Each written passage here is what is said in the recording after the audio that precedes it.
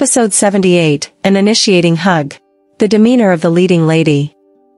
Upon hearing this, Lan Chongshan shook his head, speaking solemnly, "No, that Dragon Fan Yin does have some skills, but his character is not upright.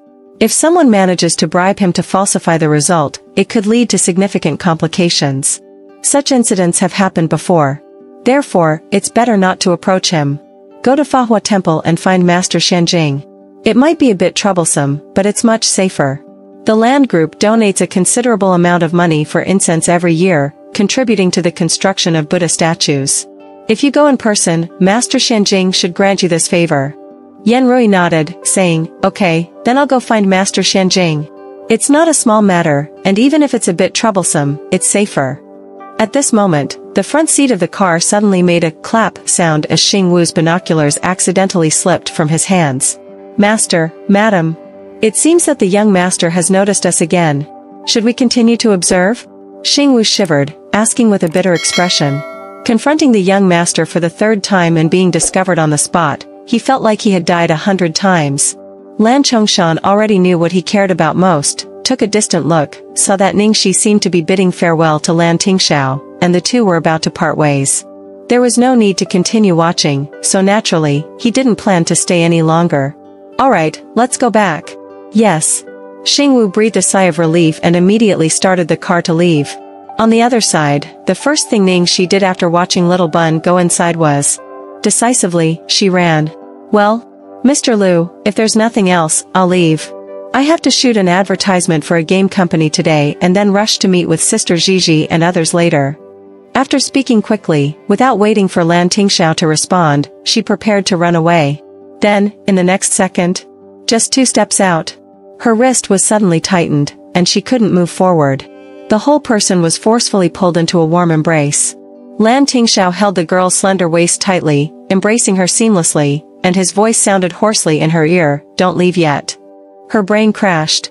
The big Demon King's skill upgraded again. At least the last time, he knew to ask for her opinion. This time, he just hugged her directly. Helplessly, Lan Tingxiao sighed as if he had no choice, holding her even tighter. "I originally wanted to talk to you properly, but you kept avoiding me, so it seems I can only do it this way now. So, is it still my fault? Ningxi, do you remember? Last time you told me to be careful and bring more bodyguards when going out." Lan Tingxiao suddenly spoke. As soon as this was mentioned, Ningxi's entire nervous system tensed up. "Of course, I remember. What happened? Did something occur?" Lan Tingxiao patted her back comfortingly. "Don't be nervous, it's nothing. I just want to tell you something." "What is it?" Ningxi was completely puzzled. Moreover, she really wanted to say, "Great Demon King, spare me. I won't run anymore. Can you let me go, and we can have a good talk?" "Ningxi, when you said those things to me before, to make you worry about me and to have a chance to get close to you, I intentionally used a bit." Lan Tingxiao coughed lightly, "Of a ruse." Actually, there was no need to explain. She wasn't stupid enough not to see through this. "So, what did you want to say?" Liu Tingxiao continued, his tone becoming more serious. "So, Ningxi, don't think of me as too weak. Don't distance yourself from me because of this. I promise, no one can harm me, and no one can use this to threaten you to leave me." Hearing this, Ningxi finally understood his meaning, and her heart involuntarily tightened. Liu Tingxiao slightly loosened his hold on her, supporting her shoulders and making her look at him. He spoke slowly, as if each word was carved into her heart. "Ningxi, I've said so much just to tell you that nothing can affect your decision. The only thing you need to consider is me, only one thing. Whether you like me or not. If it's because you can't love me, then I accept it. I'll accept only this reason. There's one more thing, and it's the most important thing. Ningxi, I'm already an adult, and I can take responsibility for all my actions. Everything I do is from the heart and willingly. Although I like you, it can be said that it has nothing to do with you. So, you don't have to feel any pressure. I will wait for you, wait for the day you love me. Understand?" Hearing this, Ningxi smiled bitterly, touched her forehead, and who said Liu Tingxiao wasn't good with words? This guy's eloquence could compete in the national debate competition. Every word struck at the softest part of her heart. In her heart, a voice echoed. "Liu Tingxiao. Actually, there's no need to wait. I've loved you for a long time. It's just that she hasn't become strong enough to overcome everything from the past." Directly telling him all the truths, telling him that she was once violated and gave birth to a stillborn child, is a simple sentence. But what she couldn't bear was what he would face after knowing it. Even if she believed that Liu Tingxiao was generous enough to not mind such things, who would want to forcefully tear open their dirtiest and most shameful side in front of the person they loved? Even the mere thought was unbearable. She would rather be the best in his eyes forever. This man in front of her was too good, too good. He should have the best girl as his wife. However, when she thought of this, at this moment, a previously unprecedented idea and impulse surged from the depths of Ningxi's heart. Yes, the man in front of her should have the best. So, why couldn't she be the best? Good enough to one day overcome the past, overcome the inner inferiority, good enough to stand side by side with him. Not only his soft spot but also his armor. Ningxi? Ningxi? Liu Tingxiao looked at the girl who had been silent for a long time with some concern. The gentle voice brought Ningxi back from her emotional turmoil. She looked at him with eyes bursting with a light she had never had before. Yes, Liu Tingxiao, I understand. Liu Tingxiao looked at the radiant light in the girl's eyes, feeling a slight movement in his heart. Although he didn't know what she was thinking at the moment, he was still infected by her emotions. Good. After realizing this, Ningxi felt like she had gained a new life. In addition to her dreams, she now had something beautiful and worth striving for in her life. Before her brain could react, Ningxi's body had already taken the initiative to hug Liu Tingxiao. Although it was short-lived, just a gentle embrace, only a hurried half-second. After the hug, with a mind in chaos, Ningxi casually found a few reasons. Thank you, boss, for your kindness, thank you for recognizing me, thank you for helping me out. In short, thank you, thank you, thank you. I'll go to the company and work hard every day. Having said that, she dashed away like a pink whirlwind. Meanwhile, it seemed like Liu Tingxiao hadn't yet realized what had happened and stood there in a daze. After a good while, he finally reacted. Did Ningxi just initiate a hug? Knowing each other for such a long time, it was the first and only time she took the initiative. It felt like traversing mountains, crossing icy rivers, finally catching a whiff of a fragrant flower. Oh no. My dog eyes. Just fixed, and I'm blind again.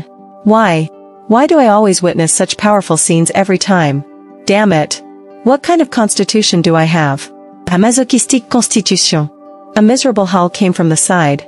Lu Jingli, appearing out of nowhere, looked at his big brother with a face full of spring breeze, covering his eyes as if in pain. Why are you here? Liu Tingxiao smiled as he looked at his younger brother beside him. Lu Jingli twitched the corner of his mouth, rubbing the goosebumps on his arms. Big bro, don't talk to me with that smiling face. It's creepy. I'm not used to it. Do you have something to tell me? Nothing. Lu Jingli replied nonchalantly. I saw Xingwu sneakily following you and Little Treasure, so I secretly followed him. Oh, right. I also planted this on Xingwu. Hee hee hee hee. Lu Jingli pulled out a miniature listening device with a sinister smile. That kid surely didn't expect it. Praying mantis stalks the cicada, unaware of the oriole behind. Good job, Liu Tingxiao praised generously. Lu Jingli was overjoyed, his tail almost wagging. Of course. I've already listened to it. Mom and Dad are planning to go to Fahua Temple to have the 8 characters of those chosen socialites calculated for you. Bro, do you think we should do something? Like making all the socialites' 8 characters incompatible with yours and then getting an amazingly good set of 8 characters for Little Treasure. Maybe this way, Mom and Dad might change their minds? Old folks seem to believe in this kind of thing. No need, Liu Tingxiao decisively rejected. This would be an insult to Master Xianjing. Master Xianjing was a genuine enlightened monk, he wouldn't engage in such fraudulent activities. Although there were people like Long Fanyin, Liu Tingxiao was well aware that his father wouldn't believe in such characters. It might backfire. Lu Jingli rubbed his chin and nodded. Okay. If it's Master Xianjing, it's indeed not easy to handle. Moreover, who knows, your and Little Cece's characters might be a perfect match. Sure. Liu Tingxiao actually nodded directly and looked quite sure. Lu Jingli covered his chest, indicating he had received 10,000 points of damage.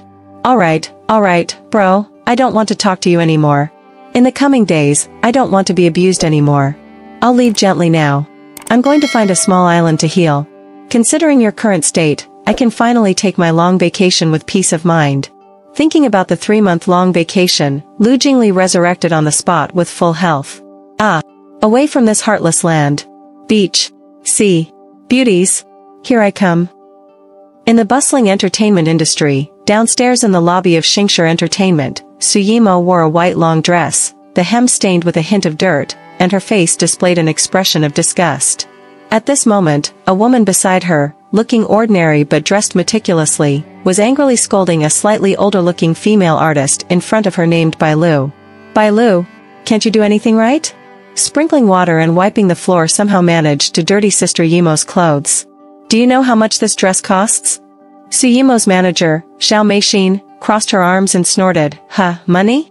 It's the latest limited edition haute couture from Chanel this season. It hasn't been released to the public yet. Because Yimo just signed a contract to become their spokesperson, that's how we got this dress. Can money even buy it?" The artist named Bailu turned pale, continuously apologizing, I'm sorry, I'm sorry, I'm sorry. Sister Yimo. Sister Meixin. Sister Bichin. I know I was wrong. It's all my fault. Otherwise, Sister Yimo, when you go back, take it off, and I'll wash it clean for you. I promise to wash it so thoroughly that there won't be any stains. The speaking female artist was 30 years old, in the industry for 10 years. Suyimo, Xiao Meixin, and the artist scolding her, Liang Bichin, were all older. However, perhaps she simply didn't have the luck to become popular over the years. Even in recent years, she could only play supporting roles. In the entertainment industry, it's not about how long you've been in the industry but about how famous you are. So, even if you've been around for a long time, in front of these people, you still have to call them sister. Originally, such a minor character would be scorned by others, but she somehow got lucky recently, being noticed by a director and played a supporting role. Unexpectedly, Liang Bichin, Suyimo's cousin, also noticed her and snatched the role. How could Liang Bichin not retaliate against her?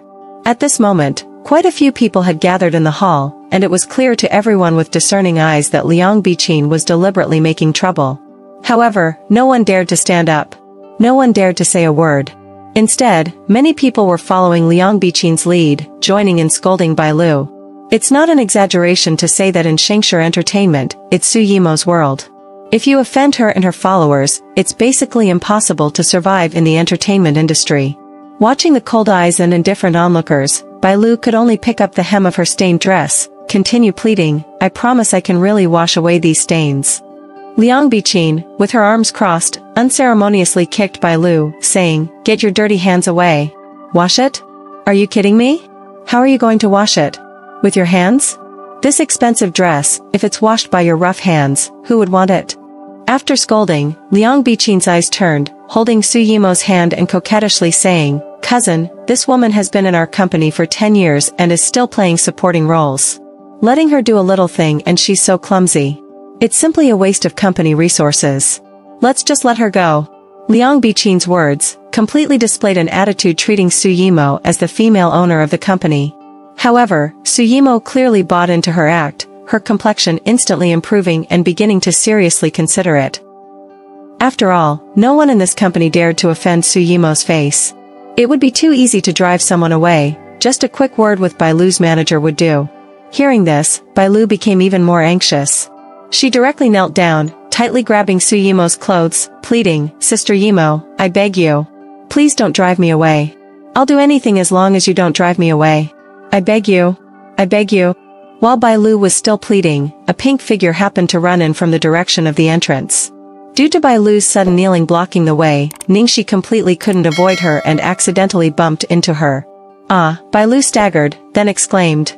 Suyimo's clothes, which were being held by her, were accidentally pulled.